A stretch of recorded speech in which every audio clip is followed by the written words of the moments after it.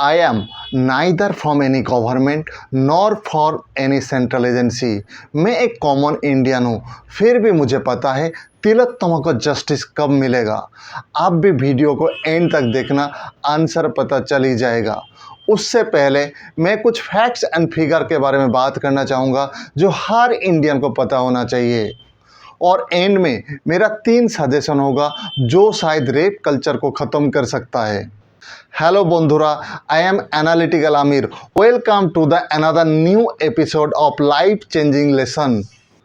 RG Kaur rape case को 1 महीना से ज़्यादा हो चुका है और ऐसे घिनौने अपराध होने के बाद भी अगर 1 महीना में जस्टिस नहीं मिलता है, then both our judiciary system and government have a serious problem.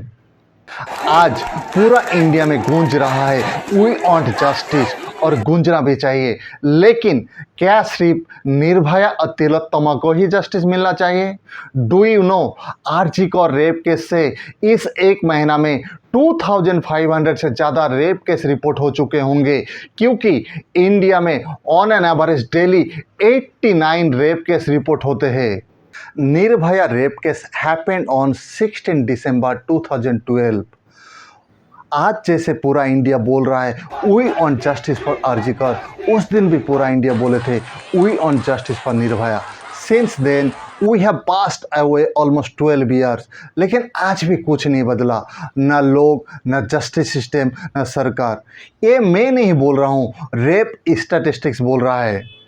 2012 में 24,923 रेप केसेस रिपोर्ट हुए थे। आपको क्या लगता है निर्भया के लिए हुए मास प्रोटेस्ट के बाद Congress government rape cases control कर पाई थी? आप सुन के चौंक जाओगे। रेप केसेस बढ़ के 33,707 हो गया था इन 2013। शायद निर्भया केस के बाद लोगों ने शर्म और लाज को दूर रखकर पुलिस में रिपोर्ट कराना शुरू कर दिया था। 2014 में और बढ़ के 36,735 रेप केसेस रिपोर्ट हुआ था।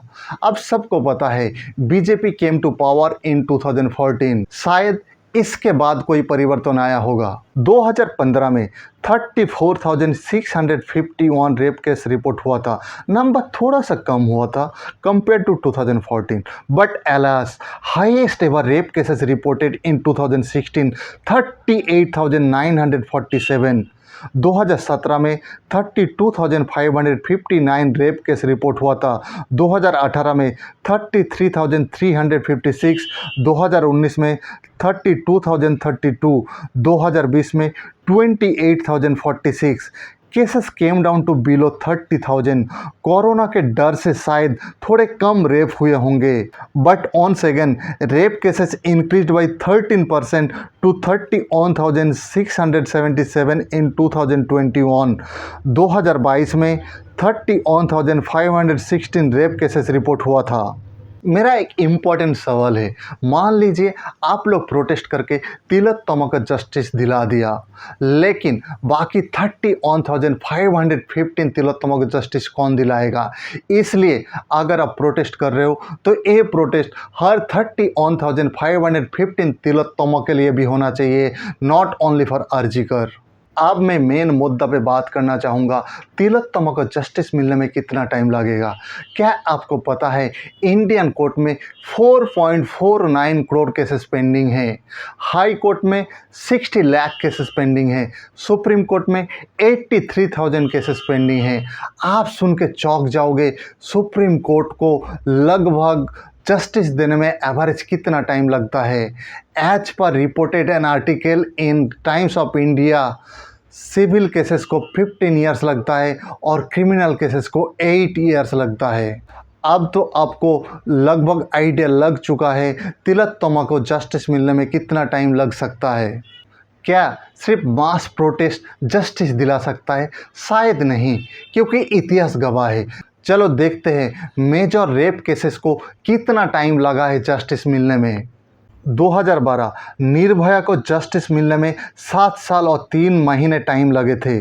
2013 शक्ति मिल्स गैंग रेप को जस्टिस मिलने में 4 साल और 3 महीने टाइम लगे थे। 2017 उन्नाव रेप केस को जस्टिस मिलने में 2 साल और 6 महीने टाइम लगे थे। 2018 कठुआ रेप और मर्डर केस को 1 साल और 5 महीने टाइम लगे थे। 2019 Hyderabad gang rape and murder case is an exceptional case, जहां 9 दिन में वर्डिक्ट मिला था through police encounter. 2020 Hathras rape case is still going on. 2023 Bilaspur rape and murder case is still going on.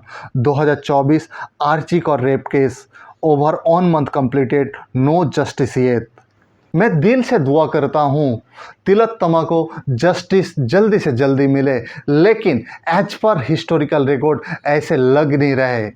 अब सारे स्टैटिस्टिक्स आपके सामने हैं। आप बताओ तिलोत्तमा को जस्टिस कब मिल सकता है? आप जब यहाँ तक वीडियो देख लिया तो मेरा ये 3 सजेशन भी सुन के जाओ।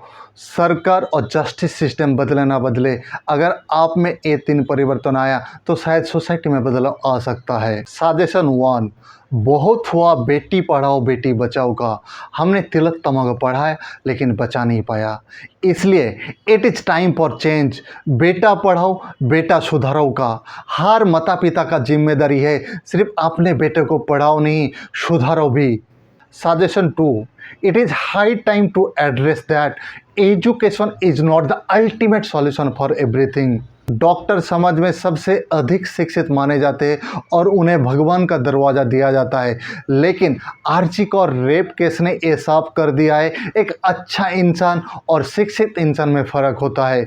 इसलिए आप एजुकेटेड बनो और ना बनो, आप एक अच्छा इंसान ज़रूर बनना। सजेशन 3, आस्क योर सेल्फ, क्या आपके वजह से कभी कोई लड़की अनसेफ फील किया है?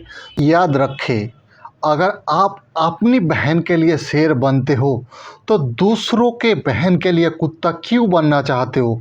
उनके लिए भी शेर बनो। अगर आप सच में बदलाव चाहते हो और कोई रेप ना हो तो सबसे पहले खुद को बदलो। अगर ये वीडियो आपको अच्छा लगा please like, comment and share. Thank you so much for watching.